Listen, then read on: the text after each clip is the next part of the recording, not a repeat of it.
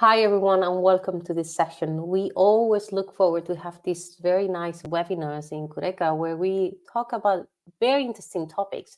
In this last week of October, we are going to talk about how we really need to start preparing ourselves for the quantum future. 2025 is now officially announced that it will be the year of quantum, and more than now than ever, we really need to prepare our businesses for what is coming. It's a pleasure for me being here today to present our co-host and speaker. And well, he's going to tell you everything that you will need to do. Brian Lenahan, the founder and chair of the Quantum Strategy Institute. Just before I kick with Brian telling you everything about your quantum future, just a little bit of logistics. Please, if you have any question, use the Q&A button on your right-hand side in your screen. In the chat, Albert, our marketing manager, is going to be putting some information there. But if you have a particular question, please use the Q&A. How we are going to do it, Brian is going to be moderating the session with another speaker, Dr. Nicole Fellouris, the founder and principal scientist of the Halcyon Foundation. They are going to be discussing why it's really now the time that you need to start preparing your company for what is coming. What is coming is just quantum. And for that, I would suggest that they will have a discussion, and at the end of that, we will have the Q&A. So just please feel free to post any question during the whole conversation, but we will go to the Q&A at the end. So I really hope that that is fine. I would just leave Brian discussing and telling us all about why is now the time to prepare our businesses for the quantum future. Welcome, Brian. Thank you, Araceli. I want to thank the QURECA team and yourself for doing all the work that you're doing around whether it's education, training, getting information out to the public via your reports. QURECA has been around for quite a few years and is a staple in the quantum industry, and I'm very glad to be associated with them, whether it's through this webinar or actually through the course that we actually do provide through the QURECA platform. We're hoping that Dr. Nicole will be able to join us through the seminar. But let's get started. And I want to thank, first of all the people for joining us from various parts around the world. I see participants from the Netherlands, from Paris, from Thailand, from Canada, from the UK. And this is exactly what quantum is all about. It is a global phenomenon, but it's not the smoothest ride of any technology. We're going to go through that today and determine what that really means in terms of a quantum future. So what I'd like to do first is talk a little bit about the quantum ecosystem, what's happening from a funding perspective by various different countries, thanks to QURECA's data analysis, but also look at quantum companies and quantum users. Are they in fact quantum users around the world? And what does that mean? Where are they located? And then we're going to talk about some of the most key aspects of why you should be thinking about quantum for your business in 2025. We won't leave it there. We'll talk also a little bit about the steps to prepare for a quantum future. If you have followed any of my work, whether it's through Substack or LinkedIn or any of the books that I've written, you'll know that I've written about the practical side of the intersection between business and technology, in particular quantum. And so the world over the last 5 years has evolved quite interestingly. So many breakthroughs, yet the commercialization of quantum technologies has been in question. And we want to understand where it is today and how companies are thinking about it. And recalling, of course, we're not just talking about quantum computing. We're also talking about sensing and communication and cryptography. So let's go to the first slide for our session today. And by the way, we'll have time for question and answer at the end of this session. We'll also tell you a little bit about the Quantum Strategy for Business course and the library that QURECA has offered on its platform. So if you take a look at the world map that we're showing on the screen right now, this is a map that QURECA has been developing and updating for years. And what it demonstrates is a significant differences between countries and their investment in quantum technologies of all kinds of quantum technologies. And there is a very big difference between countries like China and the US, intermediate groups, certainly in Europe, and then companies that have yet to create what is their own national strategies. So if you hearken back a number of years, countries started to create quantum strategies based on, well, traditionally based on the first component of this, which is the quantum threat. We'll be talking about that throughout the session today. So the investments that are being made by countries around the world, you can see whether it's Australia's $1 billion investment or the investment that's being made in Canada, equal size, larger investments in countries like the US and in China. So where are those investments being made? Well, you'll see within the next slide the question of how many companies are involved in each area and where the users are. If you look at the chart on the right, on the left-hand side, it describes, or it gives some clarity into the top 15 countries by the number of quantum companies. And this has been true for a number of years. Data provided to us by the Quantum Insider, who's been keeping these data points up to date for years. So if you look at the very left-hand side, you'll see that the United States outdistances every other country. And this may not be a surprise because, for over 100 years, this country's been doing quantum research in different ways. So a lot of these companies are academic companies, maybe coming out of academics, creating startups. They're also manufacturers of sensing equipment, for example, communications capabilities, but a significant difference between the United States and other countries. But what we are seeing also is a growth in each one of these countries as we move more towards the right. These countries are getting increasing amount, or these companies within these countries are getting increasing amount of support from either venture capitalists or from their own countries. Now we saw 2018, there was a peak of venture capital investment in quantum companies that quickly started to decline thereafter.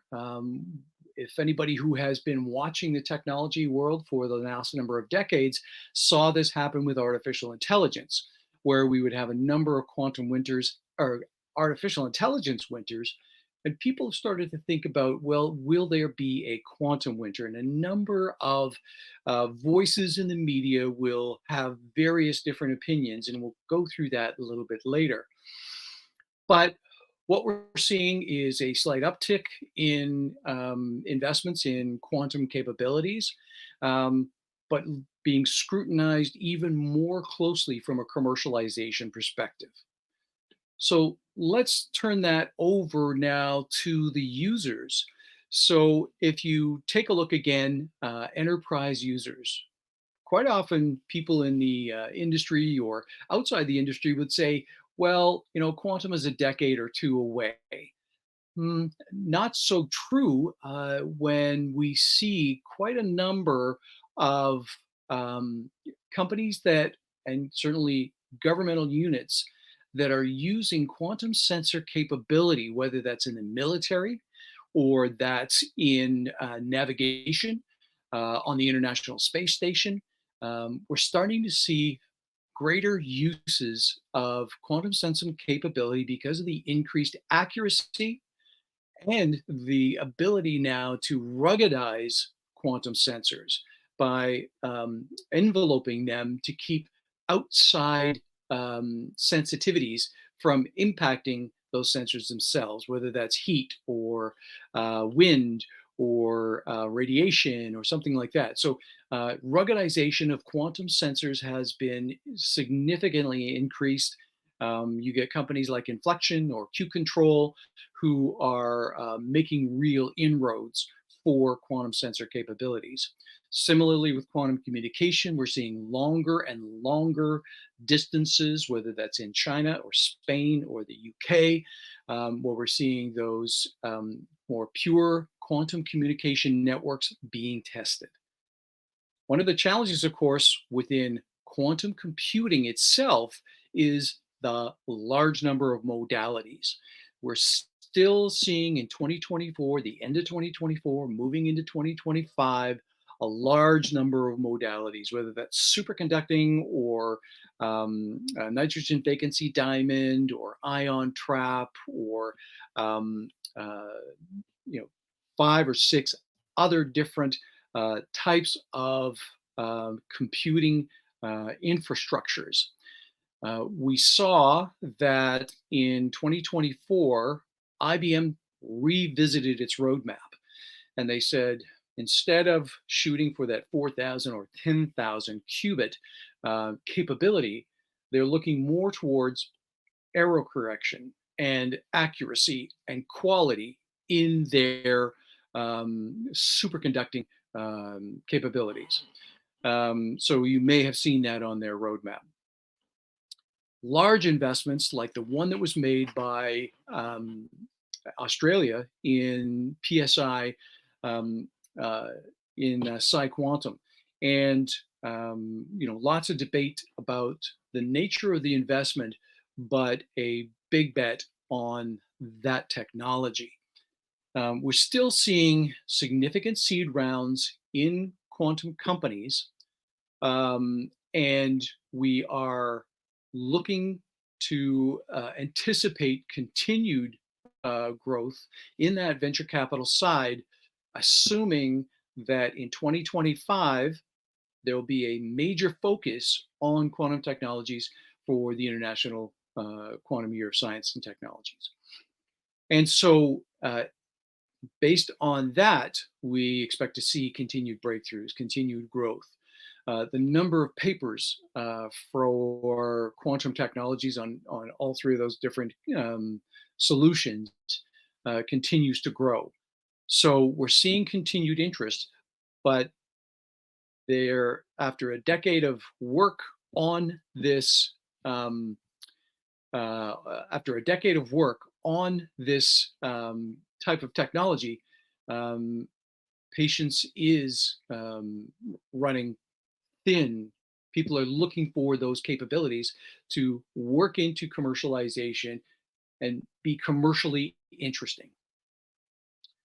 So the number of quantum enterprise users, when I wrote Quantum Excellence a couple of years ago, it talked about the 50 leading companies who are either leveraging or investigating quantum capabilities.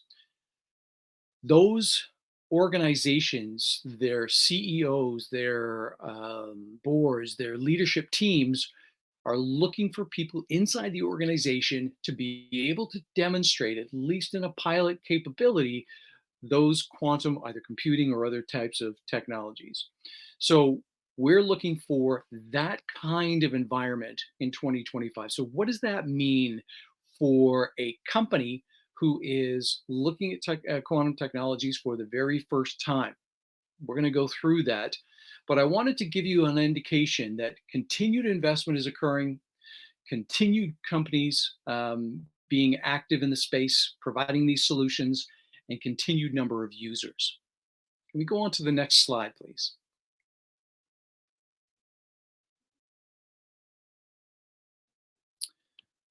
So I want to articulate why your business, needs a quantum strategy in 2025.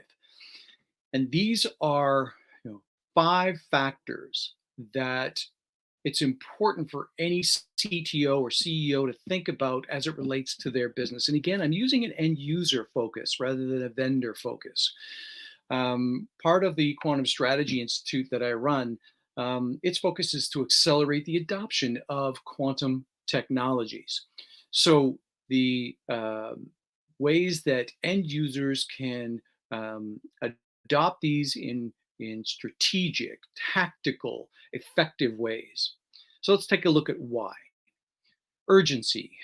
One of the things that we read in everyday media is whether it's urgent or not to look at quantum technologies. There are dozens of other priorities for CTOs to run within their portfolio. Why quantum?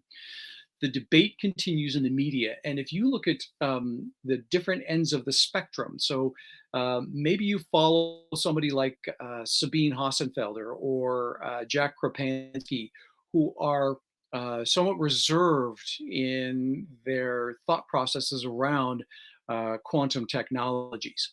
Believing that they are not as advanced, maybe should not follow the hype cycle that quite often occurs, versus the quantum vendors who are out there pushing their solution, saying best in class. We are working with company XYZ. So there's a serious debate that's continuing in media, and whether that's mainstream media, legacy media, social media, academic media, without any clear, singular interpretation of where the technology is today. So from an organizational perspective, it just becomes much more important to be able to do your own research. What there is very little debate about is the preparation for this technology. Each one of the media people, people who may be called experts, are talking about the fact that organizations need to at least have someone inside their organization who understands this technology, understands its evolution, understands the big challenges that occur around quantum in order for them to start the process. So even if they're not investing significantly in quantum today, to be able to start preparing, and I'll talk in the next 4 points about why. So government actions. Certainly, if you've been following the press, the US government mandated that each one of its departments was responsible for looking at and preparing for its quantum capabilities and the quantum threats that may be external, maybe even internal to the country, so that they are prepared against such a threat. So the logical assumption there is that the US government believes that threat is either imminent or probable. In the last 5 years or so, the National Institute of Standards and Technology has been very active in attempting to create standards for quantum cryptography, whether that's PQC, post-quantum cryptography, largely, maybe what some of the other countries are doing around quantum key distribution, one-time pads, or other types of technology for cryptography. So we'll get into that a little bit in the next slide. But we want to make sure that we understand where they are. Just recently, NIST announced 14 new candidates for the digital side of quantum cryptography. And so what does that mean? Well, what it means is they're going through yet another round of reviews of cryptography solutions. And if you're an organization that's attempting to prepare to create your firewalls, to create your fortress walls, if you will, what does that mean for your organization and its selection of quantum solutions? One of the next things that I often talk about, and that companies that I work with are starting to think about in greater detail, is the competitive advantage. So if there are ways that quantum computing technology can improve financial optimization, or healthcare solutions or logistics optimization, which has been proven in a number of ways with whether it's quantum annealing computers or um, uh, the superconducting or other ion trap computers. Um, and the key point that these companies are looking for is, and they always ask me the question, Brian, is it better than what I have today? And that is the right question for them to be thinking about, you know.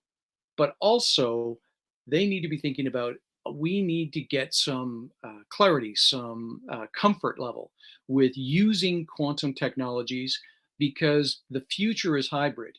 How can they use their existing classical digital technologies in concert with a quantum technology? And that is not simply an easy transition. But for those companies who are able to make it, they can create that competitive advantage and take on some of the really hard problems. So again, that's another reason why they should be thinking about it for 2025. Why they should also be thinking about it for 2025 is long-term IT planning.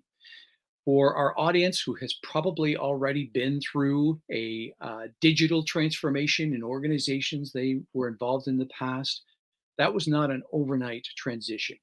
Anywhere from 2 to 10 years for a digital transformation would be typical. And that meant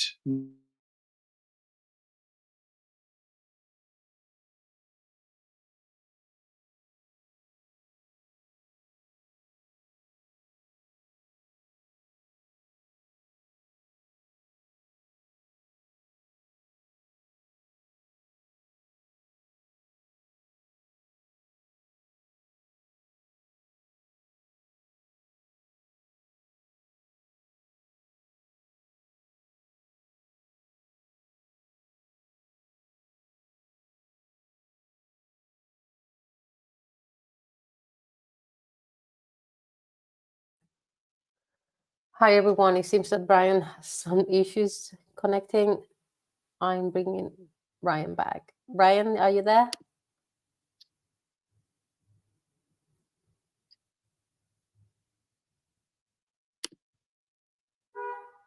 okay, are we back?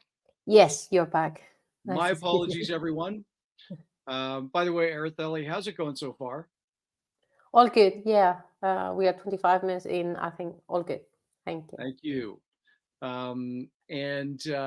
So my apologies to the people on our session. Thank you very much. So again, thinking about the digital transformation and how long it's going to take for a quantum transformation. Again, it may be a very small part of the operation, but very complex in its implementation. So as we're thinking about the next, next year, certainly 2025, becomes very important that each organization is thinking about how they integrate quantum technologies, even if they don't do it that day, that year. Let's go on to the next slide. Araceli, I don't think, or has Dr. Nicole joined us? Dr. Nicole, can you just unmute yourself? Good morning. Can you hear me okay? We absolutely can. Thank you very much for joining us. The reason why I asked Dr. Nicole to come along for this session was her expertise in a number of different areas, but certainly expertise as it relates to cybersecurity. We have had many conversations over the last year or so about the capabilities and what companies are thinking about. So she and I are going to talk about the cybersecurity aspect. Let me just let you introduce yourself, if that's okay, Dr. Nicole. Hi, good morning, everybody. My name is Dr. Nicole Fellouris, and I am the founder and principal scientist at the Halcyon Foundation. We are a think tank based in Irvine, California, and Athens, Greece. I'm happy to be here, Brian. Thank you for the invite. So let's get going.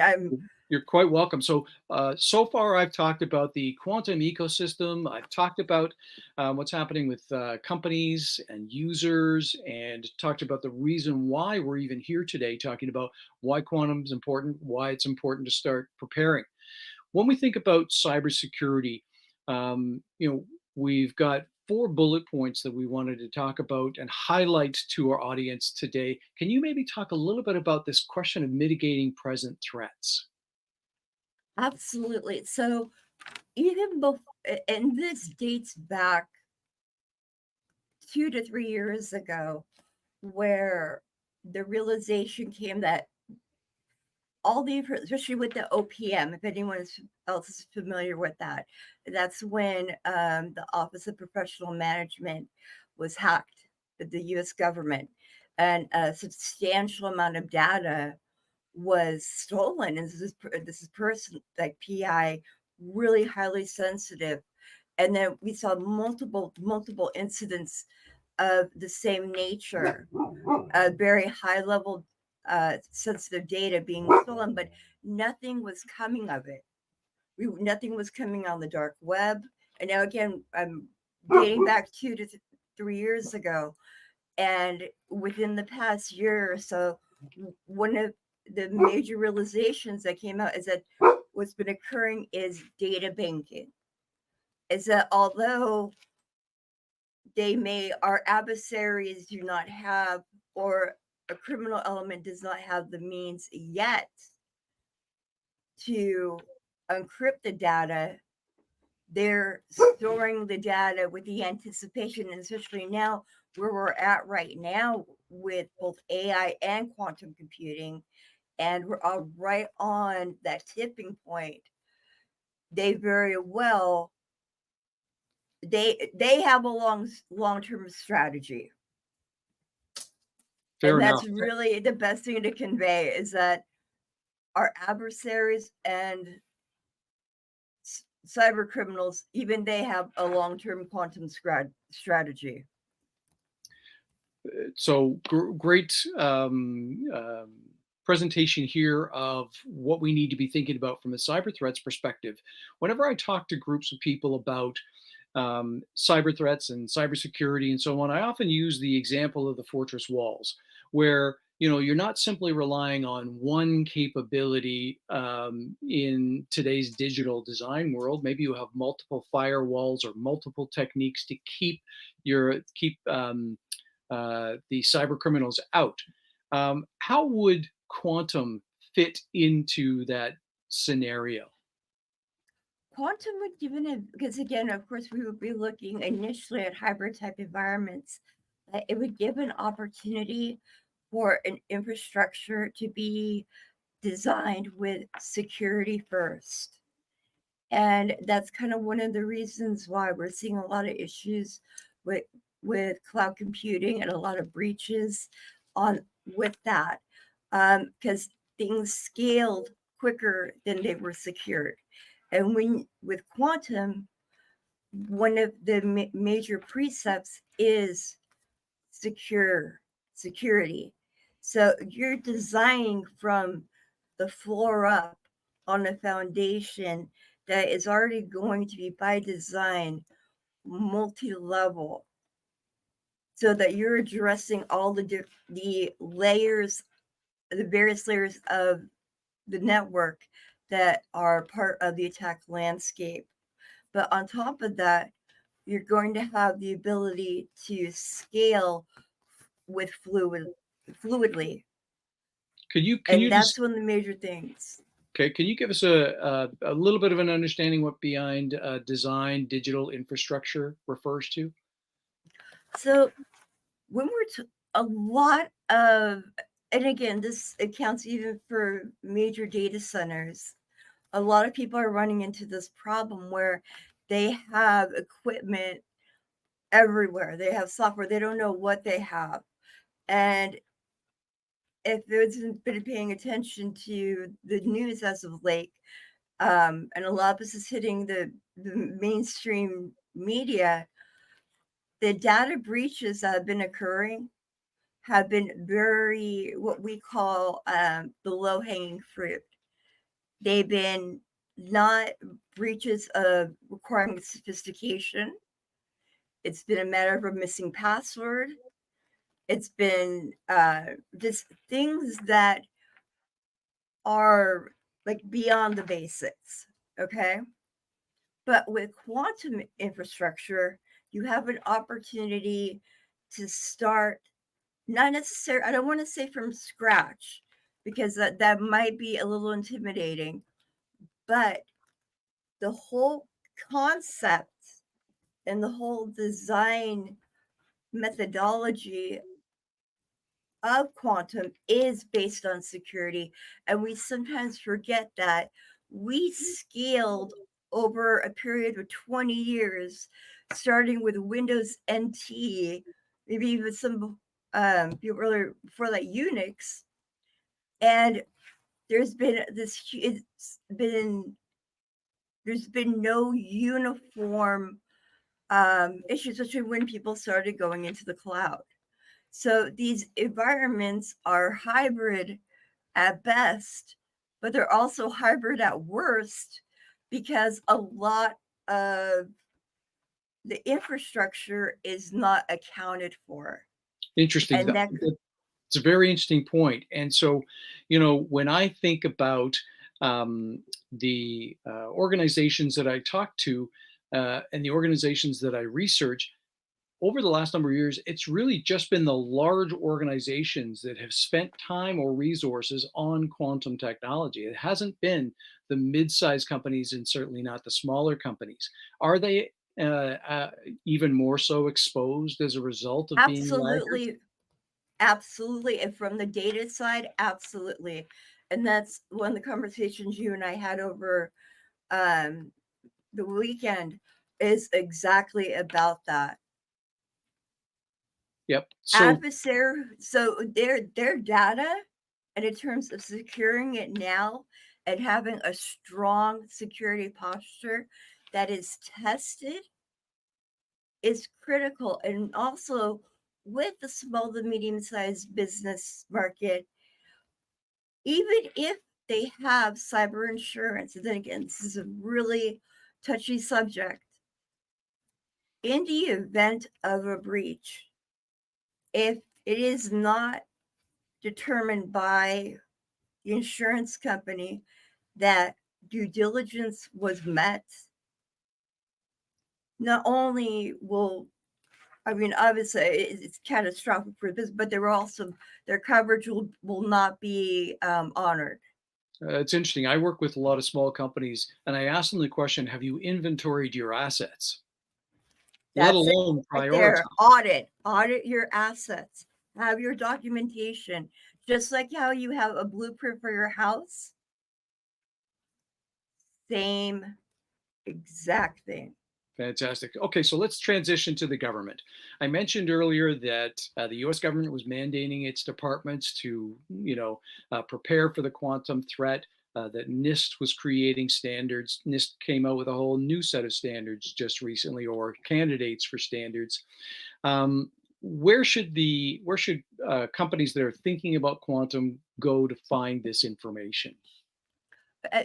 Absolutely. Go to the NIST page. I happen to be one of the early members of the particular steering committee for the post-quantum encryption keys, and looking at the different candidates, and also seeing what else can we do with this wonderful, this literally brain trust that we have. And the real issue at hand is, don't get, and this is what concerns, because this is kind of when we saw in the media, they're like, oh, well, NIST said this particular cipher is going to be, this is what they've chosen for post-quantum. And then some, teenager running on a PC wound up breaking. So don't put a lot of stock into what you're hearing, because So the things that are going. Okay, so if that's the case, and we have people from the We have people from Thailand, people from the UK, people from Pakistan, all over the world. And we're seeing groups like Europe focus on QKD instead, or quantum key distribution instead of PQC, or maybe PKI. instead of this too. Yeah. Yeah, and so you know, it doesn't look like there's a universal solution. Is that And fair to you say? know what? It didn't. And at this exact time, it probably will be about a year to a year and a half before we see an established standard across the board. But that's not only for technical reasons; that's also for geopolitical reasons. Mm-hmm. The EU has been fantastic in leading the charge on emerging technology and trying to put guardrails that still are efficient but allow for innovation. As far as doing key distribution for quantum computing, I do not believe now this may be a 3 to 5 years out before we see this. I do not believe that will be the final, that will be the standard. Reason being, PKI is incredibly effective, very extremely secure. However, it's also very complicated to maintain. And what we're predicting here is that some point, and it's going to be a lot sooner than 2030, and it could be within maybe, possibly the next couple of years. But if there is going to be a tipping point, very much like what happened with AI. And the idea is get prepared now. So Nicole, that's a fantastic place for us to wrap up this part of the segment, is that we're actually looking for people in our audience, certainly clients of mine, clients of yours, to get prepared. So I'm going to ask to move on to the next slide. Just in the interest of time, we're right on schedule. If we could move on to the next slide.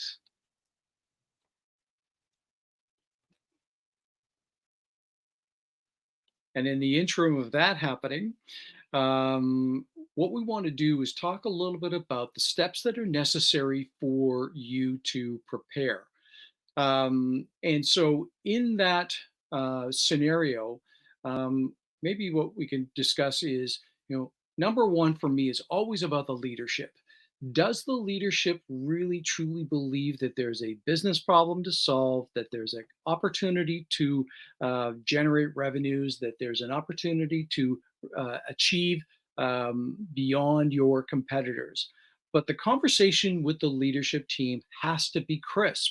It has to be in such a way that it's not overly technical.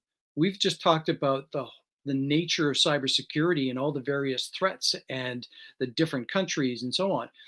We need to make sure that the introduction of quantum is a non-technical conversation. It starts with a business problem, and it moves on from there. Thank you very much. If you could move on to the next slide.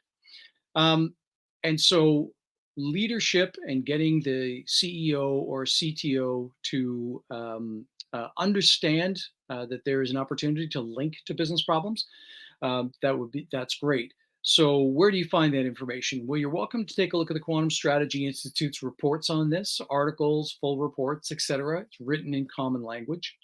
Or alternatively through my Substacks, or if you are interested, you can get in touch with Nicole through me.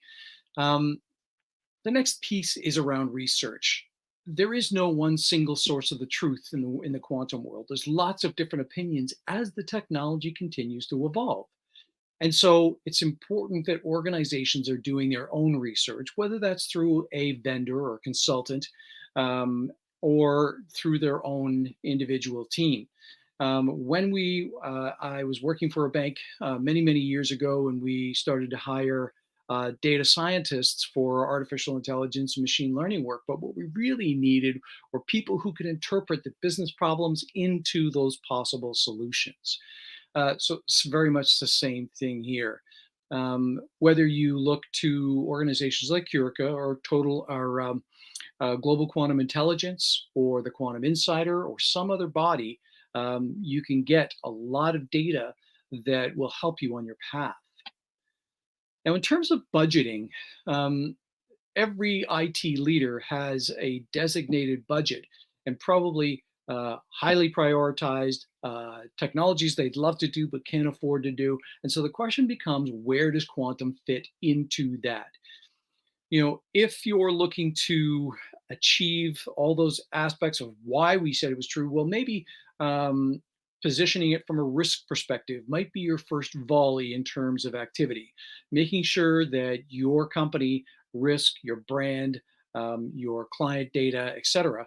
You start to envelope that. And then maybe you look at some of the other business problems or competitive opportunities as you're thinking about it from, again, a budget perspective. Another challenge will continue to be staffing.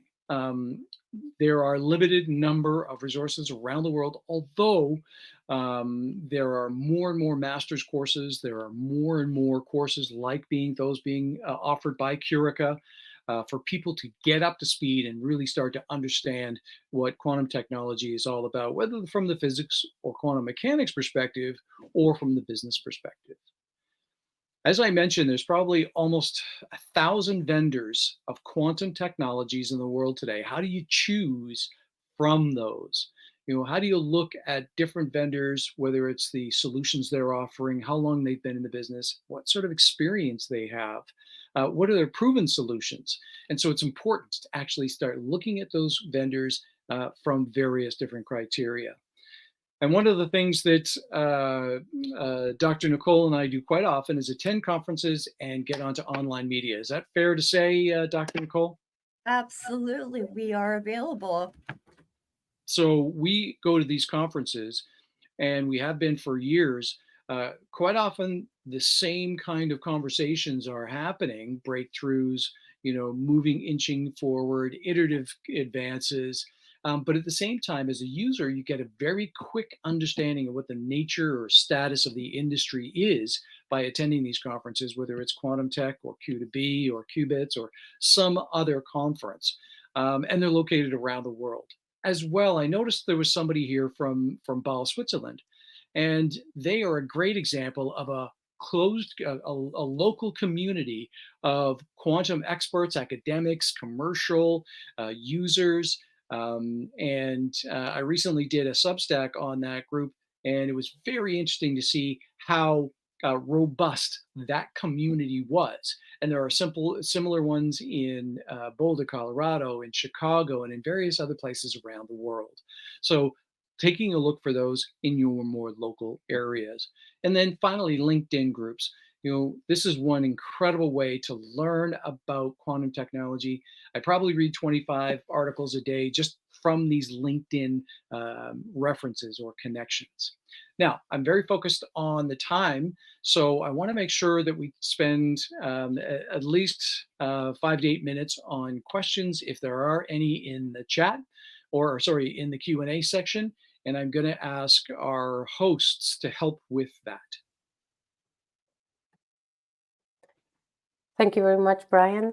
Thank you, Brian. Thank you, Dr. Nicole. While you were talking, I was like, yes, I don't know why people are not moving forward with this. It's really time for that. While we wait for some questions in the Q&A, I wanted to mention why we are doing this, and you mentioned, Brian, the course.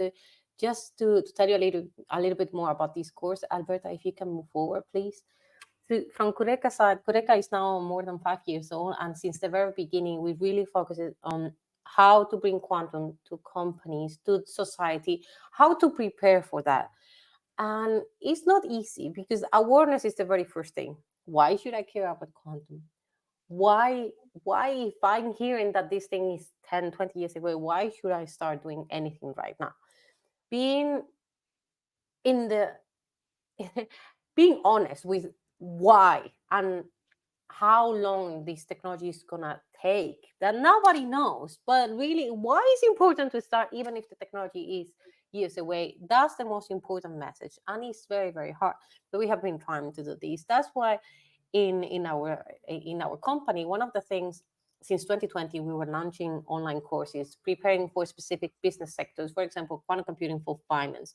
But we realized that even before you go to the application side, that awareness, the why, is really the most important thing.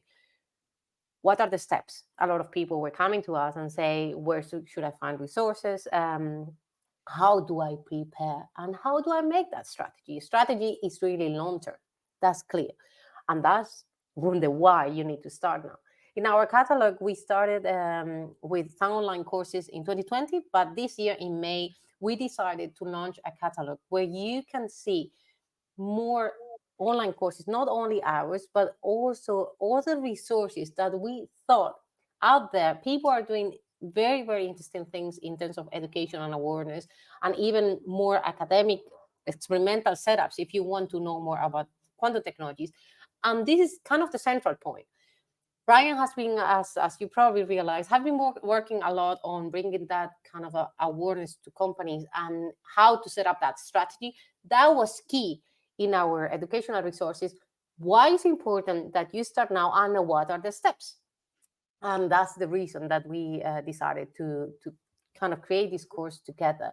I think it's very, very important that you can take a book and start learning about qubits and entanglement and all that. We love it, right? But the most important thing here is, what is in for my business? What are the opportunities and the threats? And what are the steps to be ready when the threat is there, but also be ready when the opportunities are here? And the opportunities are also now. Because if you don't start thinking about the potential use cases and that advantage, that early adopter, on that kind of first mover that you were mentioning, Brian, that is very, very key.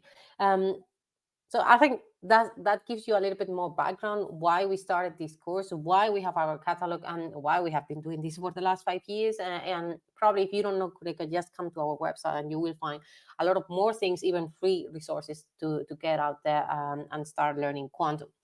And here, Alberta is going to show you a little bit how you can even go and have a free sample of this quantum for strategy for quantum business course, where we really think that if you want to test a little bit more, we give you that free sample, and you can really see that all this information that we believe that for a company is really, really important is out there. We just invite you to come to our catalog, to visit our website, to ask questions. We have been hearing really a lot in the last years, even people from different countries and coming and say, should I buy a quantum computer? Well, probably the answer is no, but in order to really give you a little bit more information about why that is the answer, we are there for you. I think that's very important. Brian is there for you. Dr. Nicole is also there for you for that questions that sometimes is coming to businesses when something new is really around the corner. So I think it's clear. Just come to our website. You can access the platform, and there you will see the catalog, and there you will access the course. And also, if you're happy, you can get the free sample. The most important thing, we don't do courses just for the sake of having some content there. You get a certification. CPD certified is a worldwide certification. It really focuses on professionals, why you want to upskill and reskill yourself in a specific topic. That is very, very important. And CPD has been there for a really long time. All our courses are CPD certified. And again, we don't have only online courses, we have other resources out there. And lastly, before we go into Q&A, I think the most important thing is if you enroll now, you will have a little bit of discount in this course, Quantum Strategy for Business. So thanks again, Brian and Nicole. And let's see if we have any questions in the chat. If we don't, just Araceli, while we're talking, a couple of things. The reason why I chose the QURECA platform was because of how interactive it was. I know I have a very short attention span, and so having video components and text components and images and visuals, all available on the platform within a course, made it much more exciting to design and exciting to take. And I'd like to thank Dr. Cowan, Chief Strategy Officer, in the chat for their comment, saying that it's a great course and worth the investment. I proudly post this on my LinkedIn profile. Thank you so much for saying that. And I want to jump in real quick on Dr. Cowan's comment about as it relates to requiring a whole brand new infrastructure. And he is absolutely, again, it's very specific. And in terms of strategy and needs assessment, and he is absolutely correct. I am also a CISO, so I agree with him that no, not in every instance is that going to be required. Again, from a security standpoint and from a security posture, though, quantum computing is not an existential threat. It is a realized threat.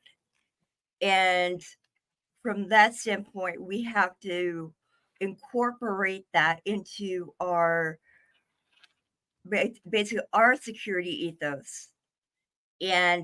But I did kind of want to just, kind of add some color and context to that. Yes, I do agree. Not in all instances.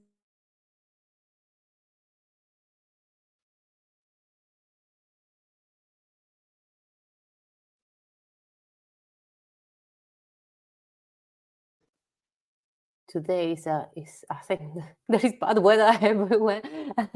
So couldn't agree with more with what Dr. Nicole was saying. We just have a couple of minutes left, Araceli. Yeah, there are some questions, Brian. I think we should try to answer that. We have one from Brett Nacon. He said, in my experience, the mindset around quantum strategy varies a lot by region. In Canada, for example, we have a strong IP, growing investment, but enterprise adoption seems to lag behind compared to our US counterparts. How can this be mitigated? Any thoughts there? Well, it's a great question, Brett, because if you look at the way that Canada has evolved in the technology sector, very strong academically, very strong from a research perspective, always seemingly less successful from a commercialization perspective. In the United States, certainly when I'm dealing with my clients in the United States, there's a much greater willingness to fail. And I don't mean fail overtly. What I mean is fail in an iterative way. So they were more willing to take on proof of concepts or pilots and look at the technology, try it in a firewalled sort of capacity, and then move it into a production environment. Whereas my Canadian counterparts were much more interested in coming up with a much more perfect solution before they started the implementation, which extended the process. I can't say that's all the time, but certainly Canada has led for many, many years on certain academic areas and research areas. And while I'm not suggesting the American model is the ideal model, there are some advantages that they've taken. Agree. Another question, I think there are 2 or 3 questions regarding the ethical implications. How can a newcomer to quantum, and when you want to set the quantum strategy, how should you take into account any ethical implications? And you have the experience with the AI. What are your thoughts on that? Yeah, so I think the key thing is, what are your current organizational ethical guidelines and ethical protocols? And take a look at each one of those and see what the implications are. So if you think about quantum from a privacy and data risk perspective, critical. If you look at it from the speed of activity, or the should we really be looking at these types of molecules or these types of combinations of molecules because we have quantum computing capability. I think there's a real important need to take a look at your existing ethical environment and then map that over to where quantum capabilities exist.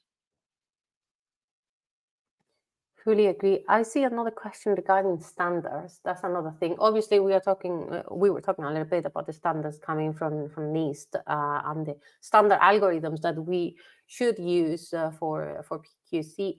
But the question are, shall we think about all the kind of standards even when we set up the strategy? So I know it's going to be a complex conversation for any organization, particularly as standards are being implemented and or being changed. But what I would point to is similar kinds of impacts in the digital environment, where we're constantly seeing software upgrades or firewall or cybersecurity upgrades in the digital environment. I think there's some similarities there. I think there's a culture of acknowledgement of change, and that having some quantum experts in the team would augment that conversation. I don't know, Nicole, did you hear the question? No, actually, we had a little bit of a technical issue. So how do teams approach quantum cryptography standards? When they're changing, they're complex, and so on. My point was that it's happening in the digital space, but what were your thoughts?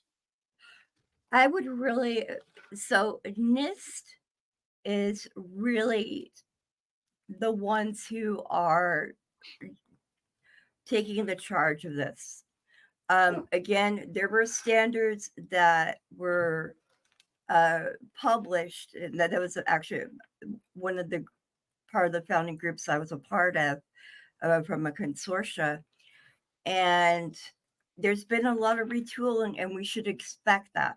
There is going to be a lot of retooling from as it relates to standards, like what we see now from the purview of you want to look at something like PCI compliance or HIPAA compliance, where these standards are documented.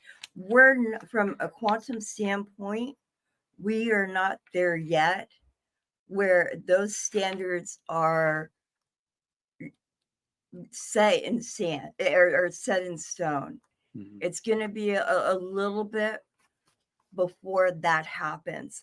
However, we also have to keep in mind that the security threats that were presented that required and necessitated the need for PCI and HIPAA were happening way before PCI compliance, HIPAA compliance, all the different ISOs were even established.